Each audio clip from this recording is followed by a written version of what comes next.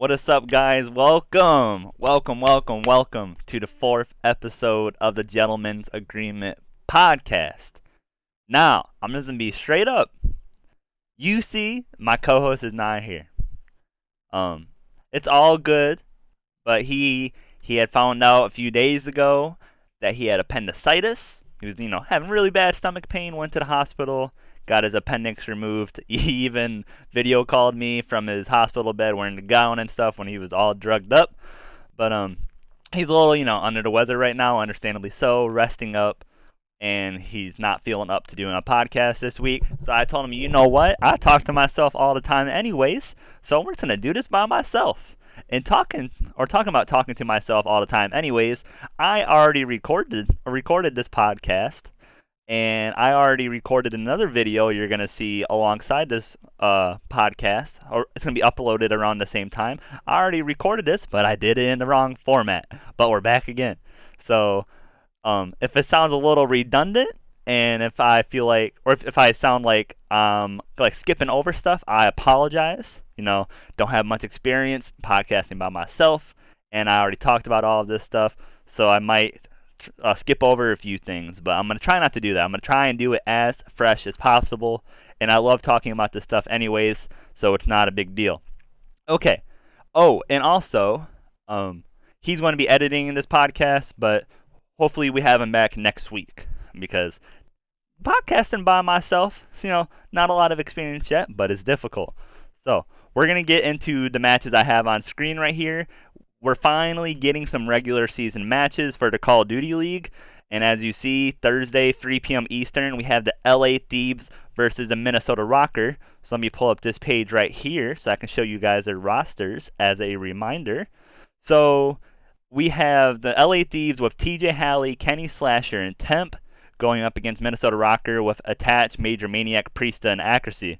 Now, this is a really interesting match, and obviously, as you can see, have a lot of matches to go through, so I'm not going to spend too much time on the ones that aren't particularly interesting, but I do like this matchup a lot.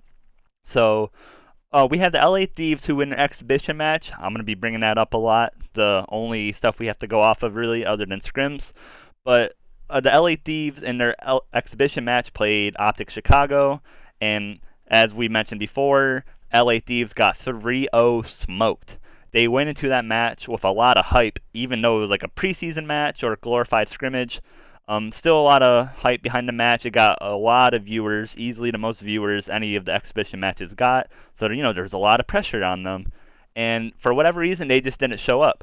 Whether that be them not wanting to give anything away for a match that didn't matter, or if them mentally they didn't really care about putting forth their best performance that match, whether you agree with that approach or not, they got smoked.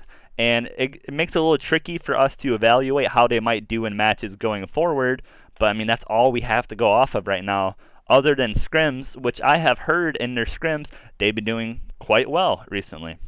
And then you have the Minnesota Rocker, who played the Toronto Ultra and beat the Toronto Ultra 3-2, which I thought Minnesota would win, and I predicted Minnesota would win 3-1 if I remember correctly. So them being taken to a final map versus a team like Toronto Ultra, no hate against Toronto Ultra, but I just thought Minnesota Rocker would be not levels above them, but like considerably better than Toronto Ultra. So to see them get pushed to the distance was kind of interesting. Let's look at the betting lines here. Oops, Bovada froze up on me at a horrible time. But as you can see, Bovada, or Vegas, I'll use the term Vegas loosely, because obviously Bovada is not all of the betting lines, but people use the word Vegas to represent like bookmakers in the betting industry. But Vegas has Minnesota Rocker, and if you see me, I'm looking at the odds over here. Minnesota is minus 225 to win, meaning you would have to bet $225 to win 100. So they're considerable favorites, right? And I don't really see it this way. If I was to line it up, I'd probably have the LA Thieves around minus 160, and they're plus 165. So you can see in my mind, I'm pretty different than what this is. And then just thinking about it, just looking at player versus player. So what we saw from the Minnesota Rocker exhibition match is something Amari and I had a lot of questions about, is who was going to run the SMGs for them, right? I'm pretty sure it ended up being attached in Priesta, which makes sense because, as I said in one of those episodes, accuracy, you're never going to see him on an SMG, meaning like a close range gun. And then Major Maniac, he hasn't really done that in his past either, from what I can remember. So that was going to be interesting. And if you look at the LA Thieves, that's kind of where they're weaker, is the SMG. So maybe that sets up better for Minnesota. Obviously, Kenny, very good SMG player. I think Kenny's running it, not Temp. Someone correct me if I'm wrong in the comments. But TJ Halley's for sure running SMG. So it kind of makes it tricky for the LA Thieves because Minnesota's SMG play is probably where they're going to be targeted most for like weakness, I guess you can call it. And LA Thieves is particularly not too strong there. But at the end of the day, I think LA Thieves are going to take this one. And I have, if you see me looking down here, I'm looking at the phone with the predictions Amari sent me, just so we can keep our predictions going. He also has LA Thieves winning. We talked about it real quick, and he just thinks LA Thieves are overall better team, like I do, but Minnesota's no pushover. So if this series was to go to a map 5, I would not be surprised. Okay, so going into the next match, we have the Dallas Empire versus the Seattle Surge. And now remember when I said I wasn't going to spend too much time on matches that weren't or aren't particularly interesting? This is one of them. So we can go over here to this page, courtesy of COD Gamepedia. They are a great information source for anything Call of Duty, and they have rosters here. So Dallas again is Shotzi, Hook, Illy, and Crim6. Seattle is Octane, Gunless, Pristini, and Looney. Now, if you guys remember, I predicted that at one point in this game, Seattle will be the best team.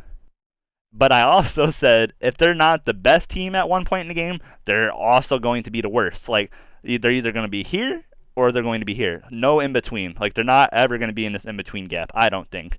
And that's just because with guys like Octane and Gunless who are so talented, and just knowing Gunless's past with other teams, his teams end up being kind of explosive in a bad way with team chemistry. Just from what we hear, obviously, I'm just a coach in the challenger scene. I'm not in the know. Challenger scene meaning the amateur scene of Call of Duty.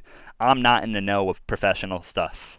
Like, I might hear things here and there from people who are more in the know than I am, but there's only so much we know, and it seems to be that Gunless is kind of toxic for his teams. Again, who knows if that's actually true? It's just what we hear. So with that being the case, along with having Pristini and Looney, who aren't particularly skillful players, if that makes sense, not to put them down, but they're not going to be the reason why this team is like winning from a slaying perspective. All of that is on Octane and Gunless's plates, per se.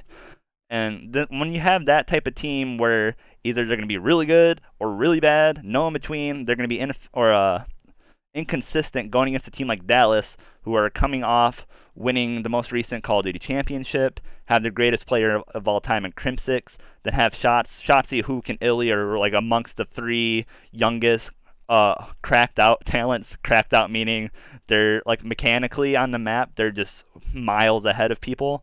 When you have that consistent team going against Seattle, it's just like, well, I mean, what can you expect? And I can show this in the betting odds too.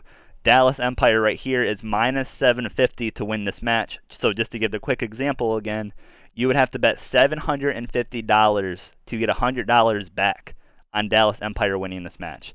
And like you can see it here in the spreads. So minus 2.5 Dallas Empire would mean that Dallas Empire would have to win the match 3-0. Plus 2.5 for Seattle would mean that Seattle would have to lose the match 3-1, 3-2, or they would have to win the match. So like that's how heavily this match is tilted in Dallas's favor, according to Bovada and according to myself. I have Dallas winning 3-0. And to look at my phone again down here, Amari also has Dallas winning. And I mean, it's a gimme. Don't want to spend too much more time on this.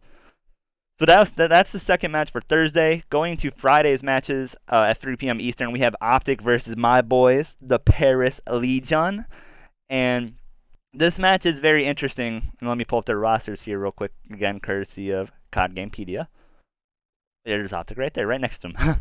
But yeah, this match is really interesting, and it's going to be a good test for Paris because Paris in the exhibition matches played against the London Royal Ravens, and they won that series 3-2. And then Optic looked amazing against the LA Thieves, smoking them 3-0.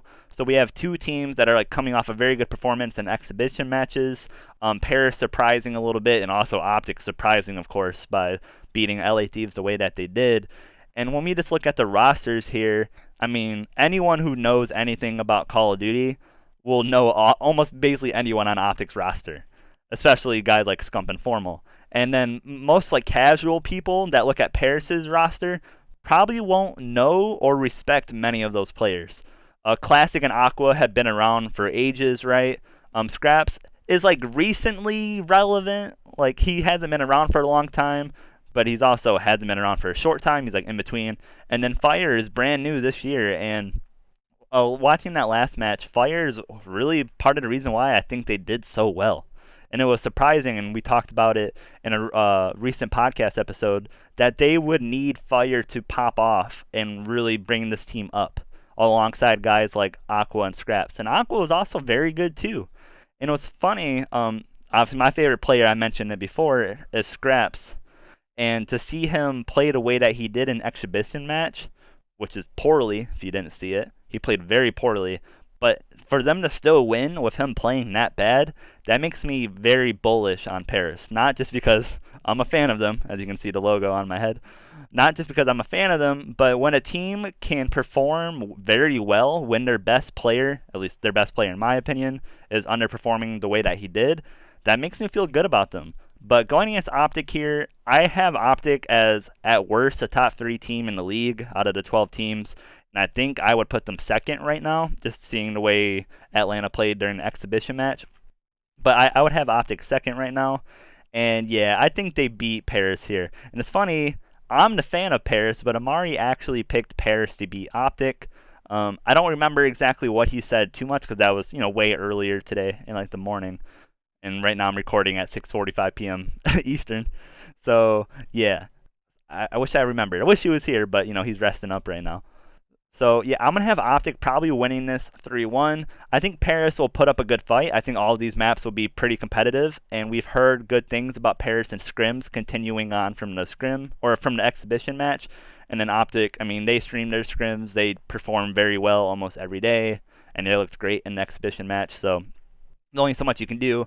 And to show the betting odds before we move on, Optic are considerable favorites, minus 450. Actually, Faze moved up a lot more from earlier since the last time I looked. But yeah, Optic, very big favorites. Yeah, I mean, and it makes sense. And I don't know if I view them in my head as minus 450 favorites, but I can't disagree too much with it. I mean, it's Optic, right? Not trying to be Optic fanboy, but they're just they're an easy favorite here. So going into the second match on Friday at 4:30 p.m., we have Faze versus the LA Gorillas. Now, this is a funny match because if you looked at this last year, you'd be like, oh, Faze 3-0, right? I'm pulling up the rosters here. But you'd be like, Faze 3-0 without a doubt. Faze was a top 2 team all year last season. LA Gorillas were a bottom 2 team all year last season. So, like, you would look at it and be, okay, like, why aren't we easily taking Faze here? And I'm not saying that we aren't easily taking Faze here, but I was really impressed by the LA Gorillas in their exhibition match. They played against Seattle, and obviously I was pretty high on Seattle going into that match, and to see the LA Gorillas win 3-2 the way that they did, I was impressed. And they did it by they did it a way that I didn't expect. They did it a way I didn't expect them to. They won the respawns versus Seattle, and I thought Seattle would be a pretty good respawn team. Respawn meaning hardpoints and control. Just because Seattle has guys like Octane and Gunless, I thought they would be able to carry them versus most teams in respawns, but that didn't happen, of course. So when you look at that, and they got a very good performance from Apathy, I think they're actually going to be a quality team. They're going to be like a quality bottom third team in the league, just because I think this league is going to be really competitive this year.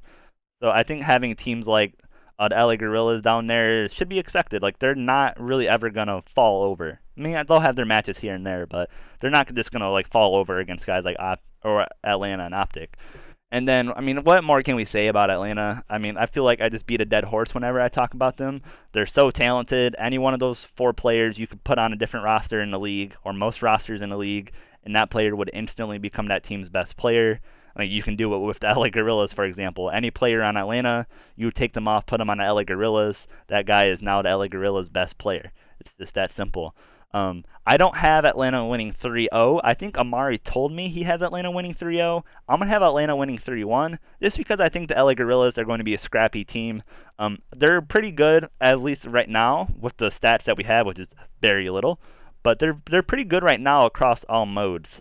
And that's more going off of who these players have been in the past, with guys like Assault and Apathy being like very respawn based, and with a guy like Vivid who's a very good search and destroy player. So I'm gonna have Atlanta winning this one 3-1.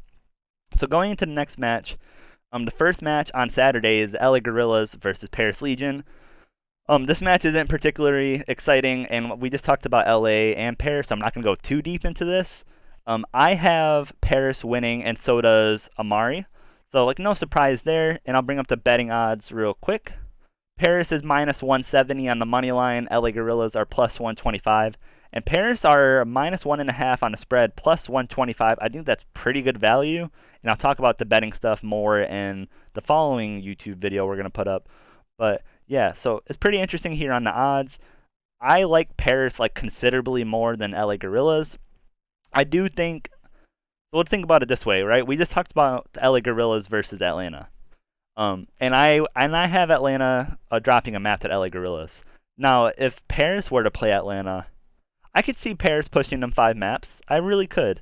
And I think they would have an outside shot at maybe even beating Atlanta. I mean, we've seen Atlanta in the exhibition match against Florida lose 3-2, which was rather surprising to me and Amari too. So just seeing that, like, we know that Atlanta can bleed, right? They're not just going to be impenetrable. So, I have Paris winning this for sure.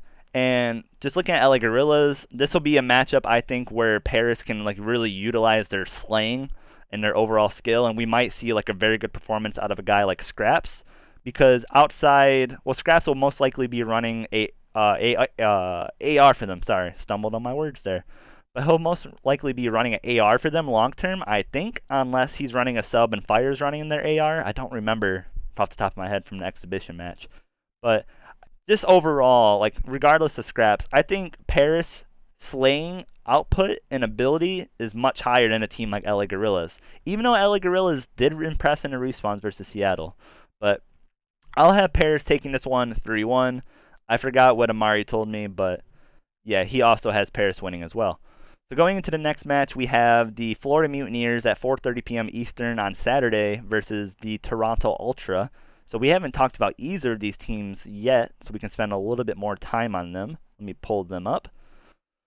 So yeah, the Florida Mutineers are Awakening, Skies, Slacked, and Neptune. And then the Toronto Ultra are Cami, Kleenex, Methods, and Bance. So I'll talk about Florida for a little bit. When we did that initial episode of the podcast where we, like, gave our rankings, did a tier maker just to show where we thought the teams were heading into the season, I was saying that I thought Florida was like a solid B, but they had potential to be a very good A. Just when you look at the names on this roster, I was saying with Awakening and Skies, you have 2 probably top 10, top 15 talents at worst in the league right now out of all 12 teams. And then you have a guy like Slacked, who's a proven winner over a long amount of time. He's a veteran player. He's been around the league for a while, and you know what you're getting with him.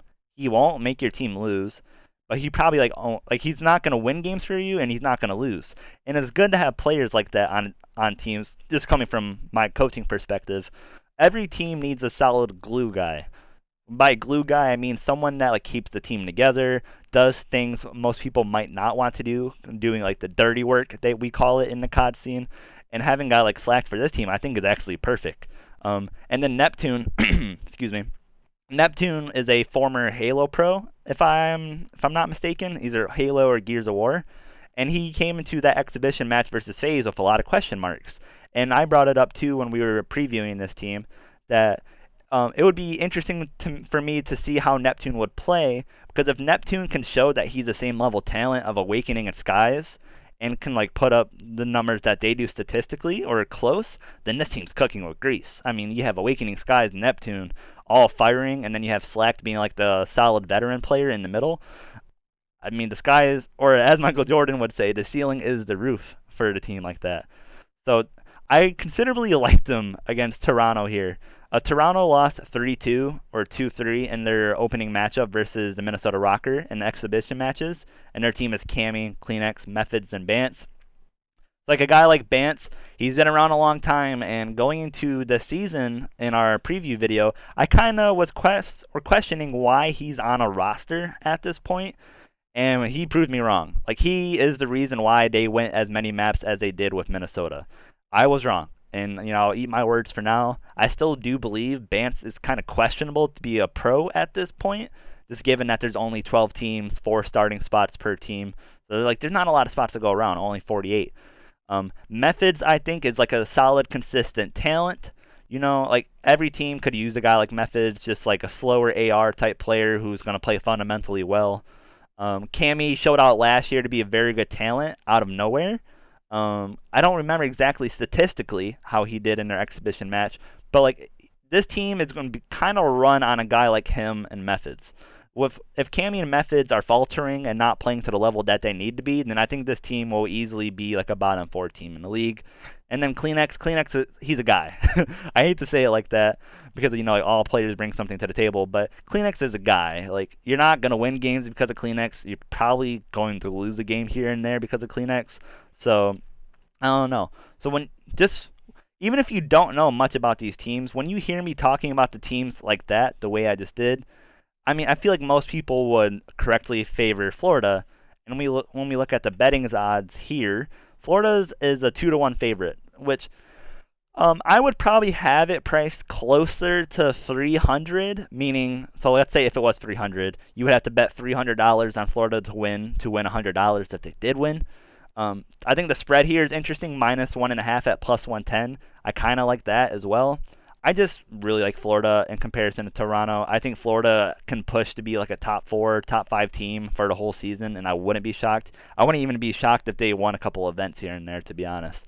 If Neptune can keep performing the way he did during the exhibition match. So let's see. I have Florida winning, obviously, and so does Amari. Yep, I had to double check. Amari does as well. So looking at the next match, we have, or the last match of Saturday actually, we have the LA Thieves playing the New York Subliners. This match is at 6 p.m. Eastern on Saturday. So let's pull up these rosters here, the LA Thieves and the New York Subliners. So we talked about the LA Thieves already. We have yet to talk about New York, so I'll spend a little bit more time on them. But yeah, New York is Mac Meltz, or Mac, Clayster, Diamond Con, and Asim, or Asim. I always mix up how his name is pronounced. And then they also, or actually not also, LA Thieves have TJ Halley, Kenny, Slasher, Temp. Again, we talked about them already, so let me start with the New York Subliners. So New York played the Dallas Empire in their exhibition match, and they got 3-0 smoked. It was probably the worst sweep on the weekend, like the easiest win out of all of the matches. And we predicted this, right? We going into that match, they had just, or not, they didn't drop Zuma, but Zuma had retired potentially. I think he's just taking a step away from gaming for now due to his like hand injuries that he's dealing with. That makes it difficult for him to play. So on a very short notice, I was told about 2 weeks notice.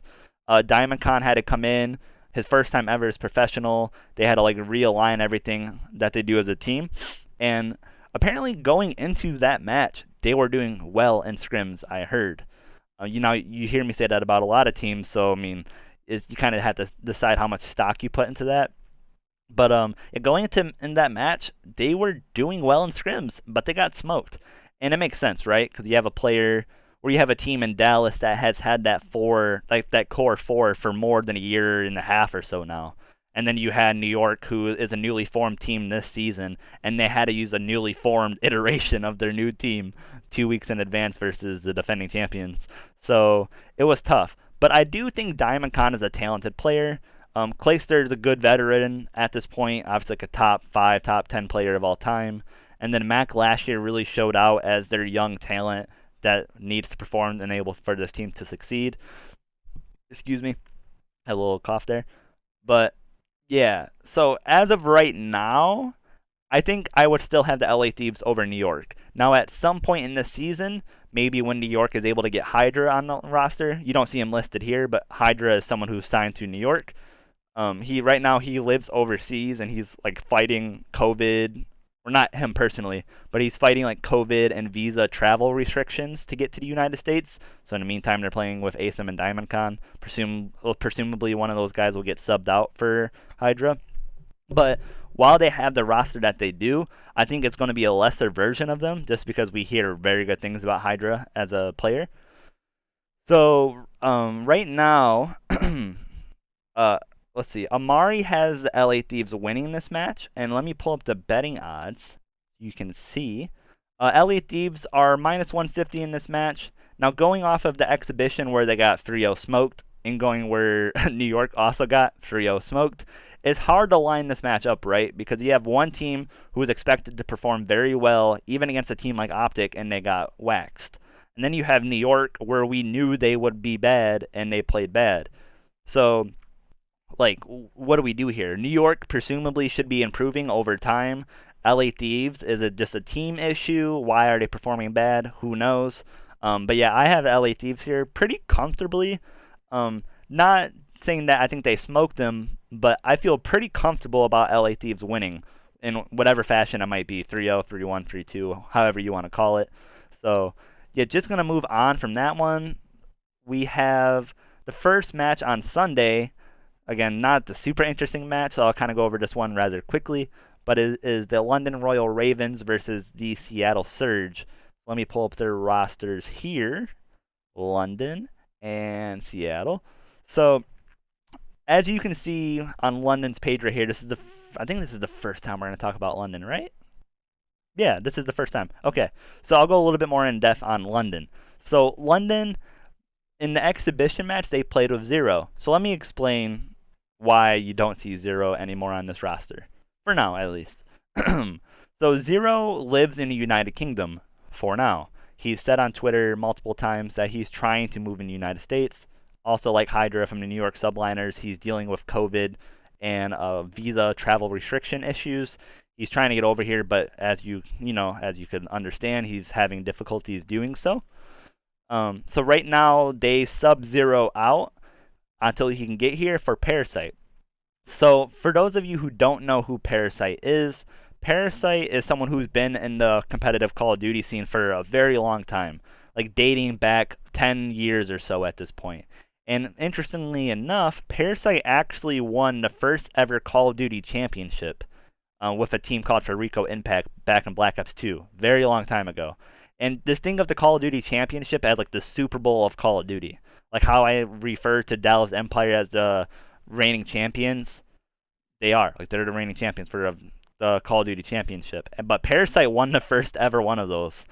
But ever since he won that, and again, this was like 10 years or so ago, or however long ago it was, he hasn't really been relevant or kept the same level of performance on a team since then.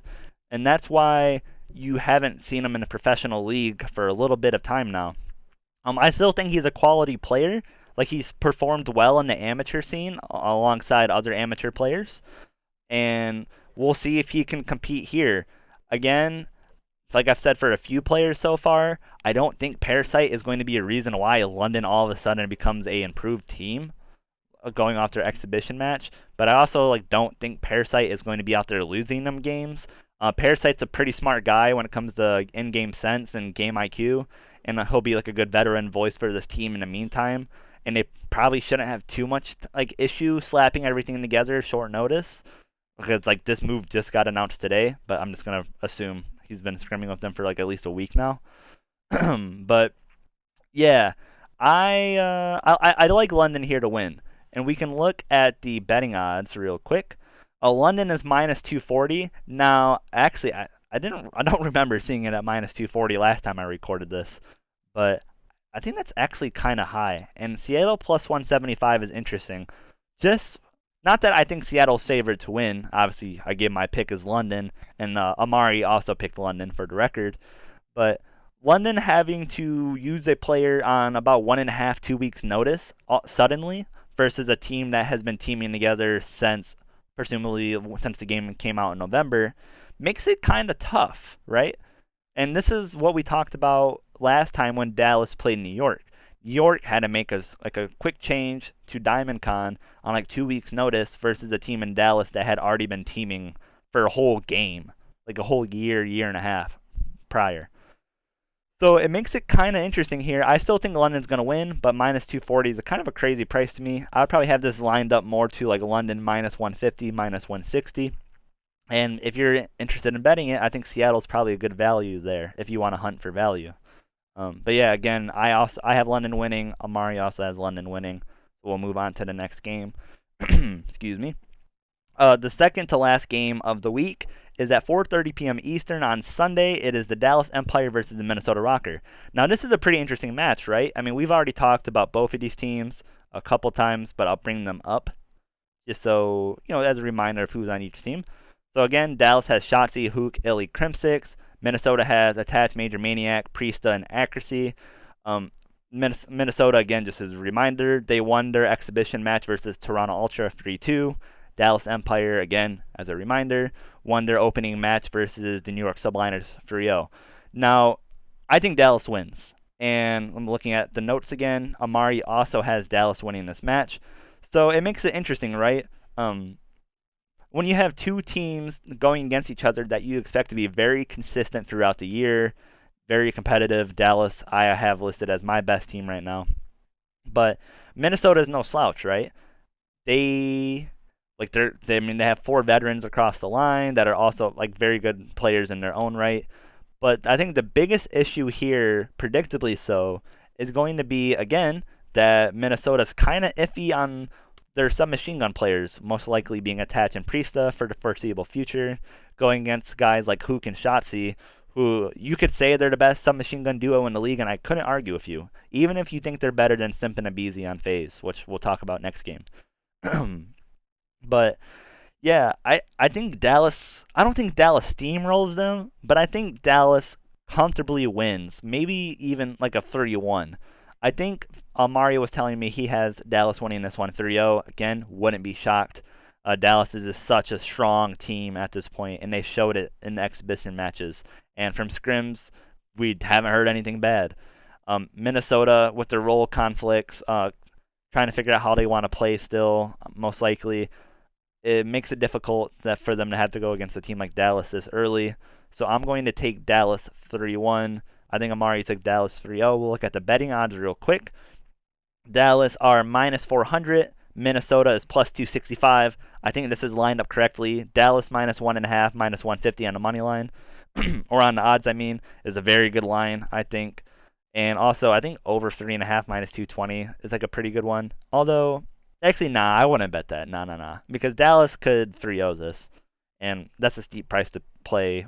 Or that's a steep price to pay when a 3-0 is kind of like, you can put that in a discussion for like a reasonable outcome of the match. So we're going to move on to the last match, and probably the most anticipated one of the week. It is Sunday at 6 p.m. Eastern. It is the Atlanta Faze versus Optic Chicago. Now this match right here, I'll spend a little bit of time on, because it's probably going to draw the most viewership out of any of these matches this week, just given how big these brands are. Optic, and I almost called it Atlanta Faze, but Optic and Faze in general are like the two of the biggest brands across esports, bar none, right? They're probably both top 5, top 10, and just how many followers they have over social media, all that type of stuff. So when we just look at Atlanta real quick, Simp, Abizi, Celium, Arcides, these guys have been teaming for a long time, right? Simp and Abizi have been teaming for the past 2 to 3 titles now, and Arcides teamed with Simp and Abizi not last season, but the season before that, and then Celium obviously teamed with Simp and Abizi last season. So like these guys, even though they lost 3-2 to Florida in their exhibition match, these guys, like, they have chemistry, probably out the roof. Like, they're probably so comfortable playing with each other at this point that I wouldn't consider that an issue for the whole season. Let me cough real quick. I'm going to mute. Sorry. All this talking by myself for a long time, gets my throat kind of dry. Pause. Then with Optic, I mean, this is like kind of the same thing, right? Scump and Formal have been teaming together forever. They had a little time where they split due to issues, but they're back again together, and they were back together again last season, so it's not like that should be an issue. Envoy also played with Scump and Formal last season as well, so he has a whole season of experience working with them. And then Dashi teamed with Scump and Formal not last season, but the season before. So again, similar to RCDs with Simp and Abizi, they have prior experience. Like meshing should not be an issue. So when it comes down to both of these teams having a lot of what's the right word? Cohesiveness, I guess you could call it amongst themselves. And when you just look at these teams on paper, like talent wise, I think raw talent at this point, it probably would be fair to slightly give an edge to Atlanta. But I do think Optic wins this match. They showed versus the LA Thieves when they smoked them 3-0 that they're like not a team to mess with right now. And I'm not trying to be Optic fanboy. Trust me, I'm wearing a Paris hat. I'm far from an Optic fanboy. But I it's not that I don't see how they lose this match, because that's not it at all, right? It's just there's a feeling around Optic right now that this is old Optic. And for everyone who doesn't get what I mean by that, Optic had a couple year span where they were a dominant team, like barely losing matches, barely losing maps in their matches. And their current team right now, I don't think it's going to get to that level, because it's hard to reach that in any sport where you're just dominating everyone match after match after match. But I think Optic is going to be a clear front runner alongside Dallas this season. And even against a team like Atlanta, I think they should win. And now, trust me, I hold Atlanta in high regard as well. Like right now, I would have it Dallas 1, Optic 2, and Atlanta 3. So those teams are also very tight in my mind, with Dallas probably in their own tier, then like Atlanta and Optic in their the tier underneath. But those teams are pretty like tightly packed right now. And when we look at the betting odds, you can see this match is like evenly lined. Faze minus 125, very slight favorite. Optic is minus 110, so it's basically a pick 'em. And I'm picking Optic here. Amari has Atlanta. I'm pretty sure, yeah, Amari has Atlanta. So, I mean, and I think he actually told me he thinks Atlanta 3-0 smokes them, which I think is more hot takey than anything, to be honest. Sorry, co-host, if you're watching this. But I personally wouldn't have Atlanta winning. I would have Optic, and I think they're a good choice here. So just to recap the predictions here, I'm going to be looking at my phone, because this is where I have everything written down. But going off of what I have, for the LA Thieves versus Minnesota, I have the LA Thieves, so does Amari. Dallas versus Seattle, we both have Dallas. Optic Gaming versus Paris Legion, I have Optic winning, Amari has Paris. Atlanta Faze versus the LA Guerrillas, we both have Atlanta winning. For the LA Guerrillas versus the Paris Legion, we both have Paris winning. For Florida Mutineers versus Toronto Ultra, we both have Florida winning. For the LA Thieves versus the New York Subliners, we both have the LA Thieves winning. For London Royal Ravens versus Seattle Surge, I'm getting repetitive, we both have London Royal Ravens winning. For the Dallas Empire versus the Minnesota Rocker, again, I'm repetitive, we both have Dallas winning. And then for the last match, Atlanta Faze versus Optic Gaming, or Optic Chicago, however you want to call them, I have Optic winning, Amari has Atlanta. And yeah, that wraps up the preview of the matches here. Very excited to see these. I'm excited that we got the regular season going, or going soon. And oh, there's my dog just walked by. I don't think you guys could see him. But yeah, I'm very excited that all of this is about to start. Get back to creating content for everything. And also, just real quick before I leave this episode, just wanted to talk about what we might be doing going forward.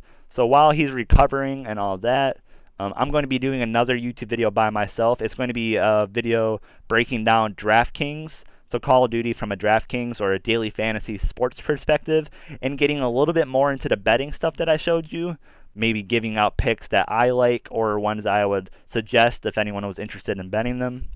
But yeah, very excited with things going forward. We're also planning on doing gameplay videos, so us playing Call of Duty or playing other games, just trying to show you guys more like how it is like when we're playing video games, rather than not like a formal podcast. I don't want it to be like we're talking like, hi, my name is Brandon, and like being all professional and stuff, but just like more of us like when we're casual or like relaxed, just like having fun with each other and our other friends that we play with. So yeah, expect more of those soon. I am Brandon. Yes, it's BQ, Coach BQ, and that's it. That's all I got for you guys this episode. So catch the next one when I talk about DraftKings and betting stuff, and I hope to see you guys there. All right, peace.